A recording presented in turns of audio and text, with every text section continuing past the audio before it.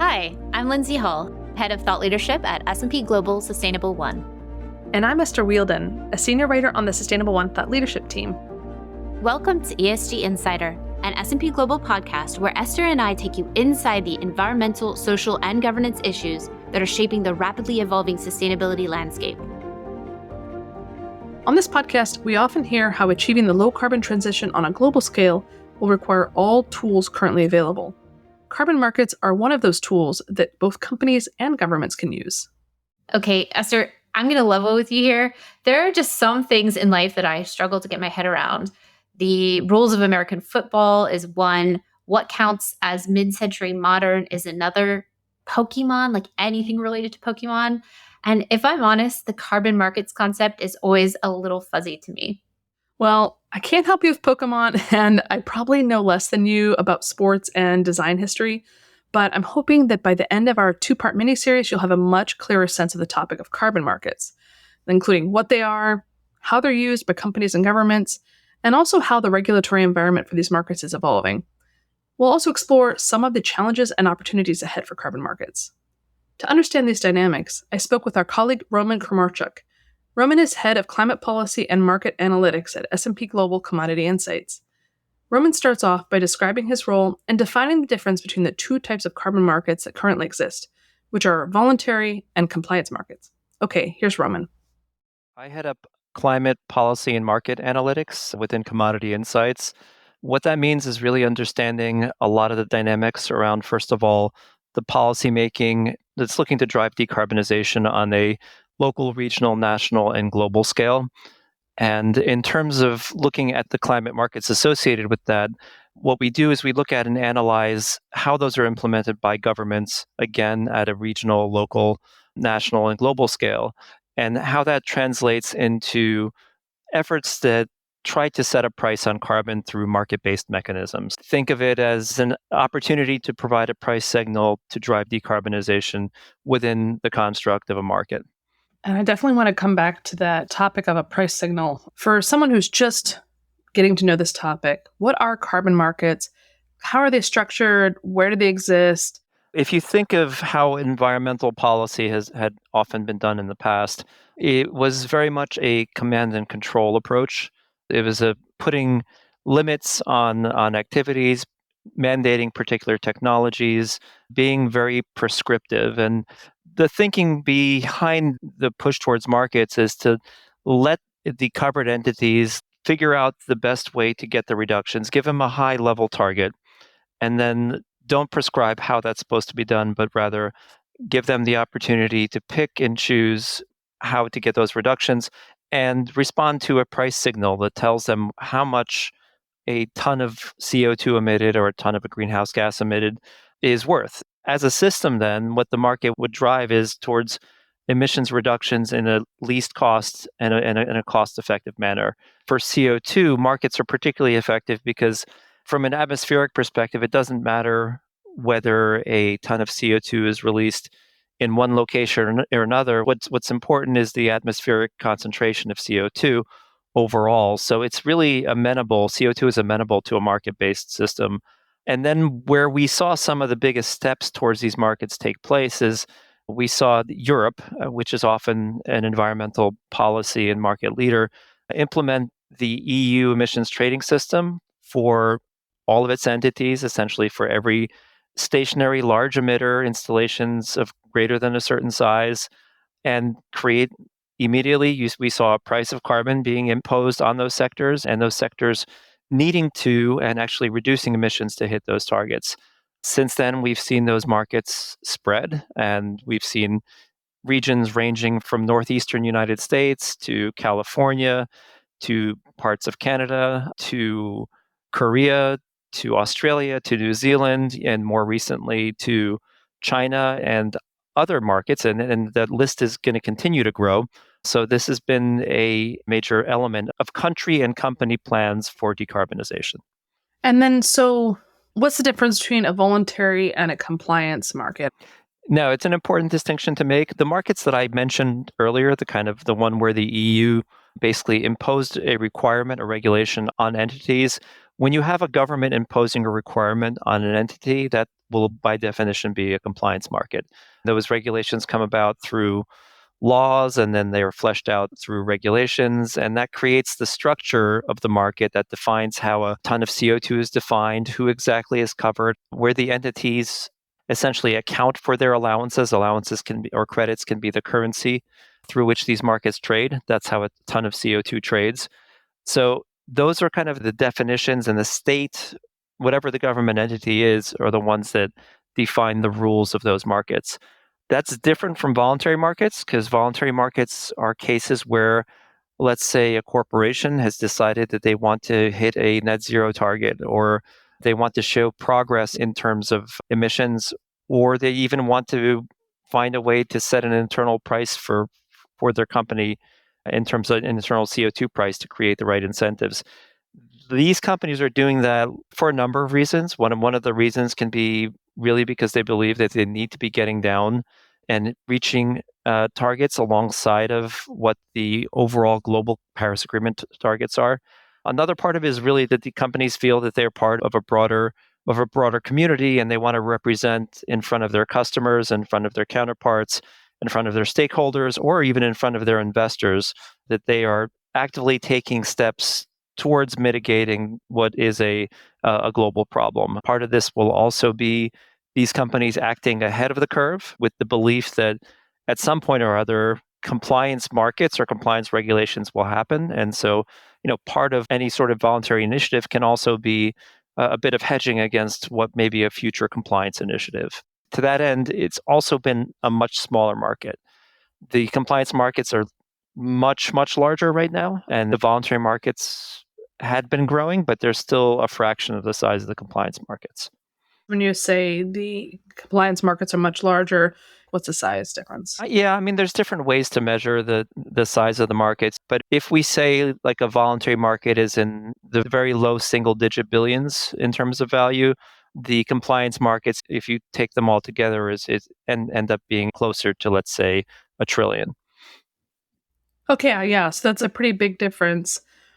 What are the main challenges that's keeping? You said there was some growth for a time in the voluntary markets, but then that's kind of slowed down. What's been the cause of that? I mean, there have been a few causes. If you look at the beginning of the 2020s, if you look at 2020, 2021, the voluntary markets were really on a major upswing. And it was driven by the fact that an increasing number of companies were taking on long-term carbon goals. They were engaged through efforts like the Task Force for Climate-Related Financial Disclosures. They were making public commitments, and then they needed to follow through on those commitments. And they saw the voluntary carbon market as part of the strategy for meeting those commitments. So very strong growth in 2020, 2021. The first thing that kind of slowed things down was Russia's invasion of Ukraine and everything that was appended in the energy markets after that happened, particularly in Europe, but with global repercussions. And then what honestly happened is that the voluntary markets started to recover from that, but then they were hit with a crisis of confidence. And if you think about what a voluntary market is, and why companies are doing it, they're doing it to demonstrate that they are taking action that has positive consequences. They're doing this to be able to account for something that they're doing that's positive. Essentially, starting in January 2023, there was a lot more scrutiny given to particular elements of the voluntary carbon market. And some of the bigger sources of scrutiny were around avoided deforestation credits. And that shook the market. And then it made people wonder, okay, is this something that we want to engage in if what we're buying is not something that can be verified and guaranteed to actually be let's say, a ton of emissions. So if a company wants to use a buy an offset or buy a credit to offset a ton of emissions, they need to be absolutely certain that they're actually buying a ton of reductions. And that's where the whole idea of quality of carbon credits really has taken off, because there is a sense that not all carbon credits are created equal. And some of them, because of the methodologies and because of the owners and because of the locations and the project types, are seen as being much more certain in terms of getting their emissions reductions. The other part of that is also, as with many things, lawsuits have played a role. So there are companies that, in I'll use the example of Delta Airlines that had been a major purchaser of carbon credits and was then sued by entities that were questioning the claims that Delta was making by purchasing those credits. So certainly there's a degree of caution in these markets. Now, there's a recognition that there are some problematic credits. There have been efforts to try to bolster that market with both internal and external sort of tools to try to offer a sense of certainty and a sense of quality. But the market is still dealing with that to a degree. If you look at the trade press, if you look even at the general press, the Guardian articles have been common. You've seen other articles that have questioned not just forestry, but also questioned the veracity of credits coming from even, let's say, cook stove projects and other project types. There is that public perception that there have been improvements to methodologies. There's been pushback on some of the criticism. There have been cases where some of the criticisms have been rather unjustified. But overall, if you look at what drives the market for voluntary carbon, it will be driven by public perception of the value and the quality of those credits. So you've touched on this, but I'd love to hear from you on a high level. Why are carbon markets important when it comes to sustainability and the low carbon transition? There have been a lot of studies on carbon markets as a tool for sustainability, for decarbonization. The thing to remember is that they're a tool. They are one of many possible tools. The elements that they really have going for them are the fact that they leave the decision making in the hands of the actors and the parties that are taking the steps to make their own decisions and be creative and think about how they want to achieve the targets that they set. The old kind of regulatory tendency was to tell people what to do, tell people specifically what to do. And that comes with cost, because if you tell somebody to install a particular technology, that this is what you need to do, it could be that there's a change in process, or there's a change in fuel, or there's a change in approach that the company can take. And it can hit the same targets, but with actually much, much lower costs. And in some ways, it also promotes over compliance. If you think about, and I'll use an example of a cap and trade market, if you have a company that perhaps gets some level of free allocations, and it could pollute up to that level of allocations, but if it's creative, if it can get even more reductions, then those are allowances that it can sell to someone else. Having a constant price on something, if you think about just how you respond to prices for anything in daily life, if something is a high price, you'll think about whether you really need it. And if you do need it, you'll think about maybe what are some of the substitutes, or what are other things you can use, or what are other ways you can do to avoid something that's particularly high price. To that end, can you decarbonize, or can you achieve sustainability without carbon markets and without carbon prices? Certainly you can.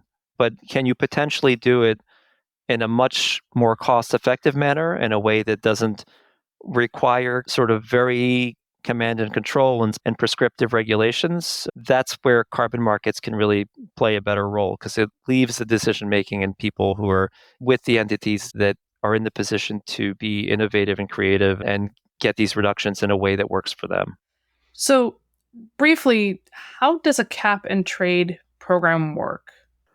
Sure. I mean, it is very much kind of the way it sounds. You have a cap, and the cap represents the total amount of emissions that are allowed to be emitted each year.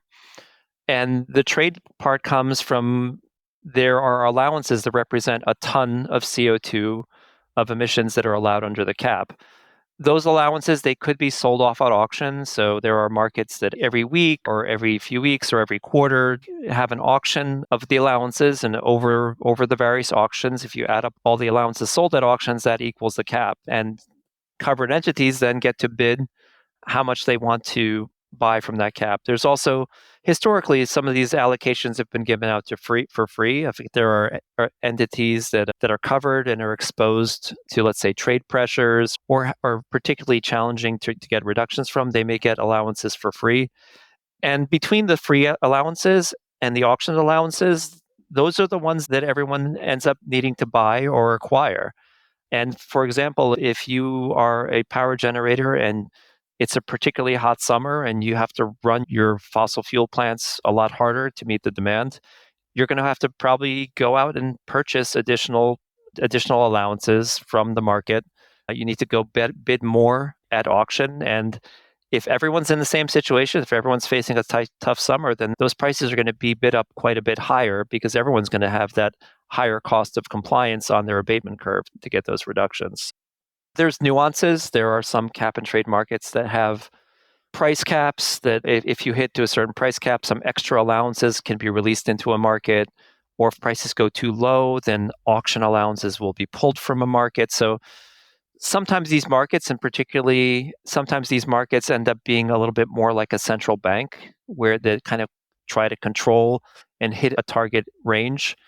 They become a little bit less of a market and they become more a market within certain bounds. But as I mentioned previously, given the political pressures these markets face, there's also a desire not to have prices go too high or too low or be so volatile that they start impacting the daily well-being of the end users and the voters. So you've mentioned price signals. What is the pricing situation right now for the carbon markets in general? Yeah, and that's the thing to call it is carbon markets because we have wide ranges on the voluntary side and we have wide ranges on the compliance side. On the compliance side, the EU ETS has always been seen as not always, but at least over the past 5 years has been seen as very much a premium market where tough targets that the EU has set have led to very high allowance prices and, allowance prices that have gone up to the triple digits. Now they're somewhat below right now. But that's in contrast to, let's say, the Korean market and the Chinese markets, which are considerably lower. And then you have markets like the Reggie market in the Northeast that has gone from $5 a few years ago to well over $20 nowadays, or the California, Quebec WCI market, which is over $30 as well. So you have a wide range of market prices. On the voluntary side, I think there's both a supply and demand side to things. What we have found is that the credits from the project types that people have started questioning, that the press has started questioning, they've certainly seen prices go down. They've seen demand impacted, and they've seen the willingness to pay for those types of projects go down, even more so than in compliance markets. Voluntary markets where some of the prices are very low, and then you have prices for things like technology-based carbon capture, carbon removals, which are actually not just avoiding carbon, but taking carbon out of the air and sequestering it in some form, be it nature-based or technology-based. Those types of credits are specifically asked for because they are seen as more credible, they are seen as more permanent, and you see some key industry players that are willing to pay over $100. Our own Platts price for technology-based removals is well over $100. And we're hearing from the market cases of these types of credits trading in the hundreds of dollars. Very wide range, and it reflects both the costs of getting these reductions, but it also requests people's willingness to pay for something that they perceive to be higher quality with greater permanence, with greater certainty, and part of their goal. The interesting thing about the removals is for companies that, and I'll use the example of Microsoft, that don't just want to go to net zero, but want to go to net negative. You actually have to be able to demonstrate that you're taking the CO2 or the greenhouse gases out of the air, not just avoiding them. I see. So, like direct air capture couldn't provide that kind of Yes, direct air yeah. capture would be a classic case of a very verifiable and presumably permanent, but also a removal that we've seen companies have a much greater willingness to pay for. Roman mentioned some of the different carbon markets that exist in North America today, including the California Quebec Western Climate Initiative market, as well as Reggie. I asked Roman to explain a little bit more about what Reggie is and how it works. Here he is. Yes, the Regional Greenhouse Gas Initiative, it's a collection of states in the Northeast, in the northeastern United States, that kind of agreed together to set a target and allow for trading to happen across their whole region. The thing to remember where trading is effective and how trading works, if everybody has the exact same compliance costs, then there really isn't a huge point to trading, because if your neighbor can get the reductions for the same amount that I can get the reductions for, then there's no real benefits. But if it can happen where, for example, if there's opportunities to turn off a coal plant in Maryland and dispatch a natural gas plant instead, and those reductions can be sold to somebody who's having a very tough time hitting their targets in Maine, then that's a way that, as an aggregate, the entire region then gets the reductions they need, and it's done in a way that is cheaper than if you had each individual having to hit the same exact target. So Reggie is interesting in another way because it also highlights the political challenges of carbon markets, because ultimately by placing a price on carbon, what you're doing is you're increasing the costs of the underlying fossil fuels. And in the case of Reggie, it's increasing the costs of wholesale power because you're adding that CO2 cost to either natural gas or coal-fired power plants that are on the margin setting the power price. So certainly it adds cost to power, which ends up impacting consumers. And that's where the states and who leads the states and how they want to go about addressing climate is critical, because what we found is that we've had the core states in the Northeast have been part of this program for well over a decade. Actually, it's since before 2010, actually. But in some cases where you had elections and you had, let's say, a Republican governor in New Jersey had pulled the state out of the Reggie program. We've seen that happen with Virginia, where a Democratic governor brought the state into the carbon program, into the carbon market, and then a Republican governor was elected and pulled the state out of the carbon market. So it kind of highlights one key challenge around these markets is that they do face political uncertainty. Remember, as a publicly created and a government sanctioned market, the faith has to be that this market will be around. And if you have political uncertainties, then you have entities, let's say in the case of New Jersey a while ago, and in the case of Virginia now, and the case of Pennsylvania, which is a neighboring state as well, that was going to join. The question is, how can you actually make investments and reductions if you don't know if you're going to be facing this carbon price or not from a mandatory perspective? And to be honest, that's a situation where entities may choose to voluntarily get their reductions because they'd rather not deal with that uncertainty of every election changing the rules of the game. As Roman noted, one of the challenges with compliance markets is that they can be subject to change with local politics. Given this risk, I wanted to know, how does he expect the carbon markets to evolve going forward? You'll hear him mention Article 6 of the Paris Agreement, which involves international cooperation towards decarbonization goals through carbon markets. If you want to know more about Article 6, we'll include a link to a previous episode we did on that topic in our show notes. But what you need to know for this episode is that while governments have reached a number of agreements on the rules for Article 6, additional negotiations are expected in the upcoming UN Climate Conference of the Parties, known as COP29. That gathering is slated to happen in November. Okay, here's Roman on how he expects carbon markets to evolve. Yeah, I think when we do our long-term scenarios around energy sector and climate developments, we have a scenario called inflections, which is our reference case. We have a discord scenario, which implies what it sounds like, and we have a green rule scenario, which is much more aggressive in terms of its CO2, in terms of its concerted actions around CO2. And carbon markets are really, I wouldn't say that they're negatively impacted by any of these scenarios. I think even in what we're seeing with these markets is they're going forward. I mean, if we look at some of the fastest growing, largest economies of the world, I mentioned that China already has set up a carbon market. In terms of emissions covered, it's the largest carbon market in the world. We look at Indonesia has started up their carbon program covering coal-fired power plants. We have India, and we were publishing the latest developments in terms of how the Indian market is being currently structured. We have the Brazilians also committing to setting up a carbon market. Our neighbor, the U.S. neighbor Mexico, has had a pilot program, and they're looking to move towards a larger and more comprehensive program. So in a world where you think about how much of the economic activity and also how much of the emissions are taking place in less developed countries or developing countries, some of the biggest ones are really taking on these markets. Where there's questions on how it develops is really how fungible will these markets be? And this is where some of the discussions around Article 6 come into play, because Article 6 was intended as the way for countries to be trading CO2 carbon credits and carbon reductions across borders. The sense is that Yes, every country can set their own NDC targets to meet their Paris Agreement goals. If there is a sense that you can get those reductions for more cheaply from projects that are perhaps lower cost, and this can be a form of carbon finance where you can have either companies or countries financing the development of carbon reduction efforts in other countries and often in the developing world, that this is a way to pay for some of the needed reductions where that finance would otherwise not flow.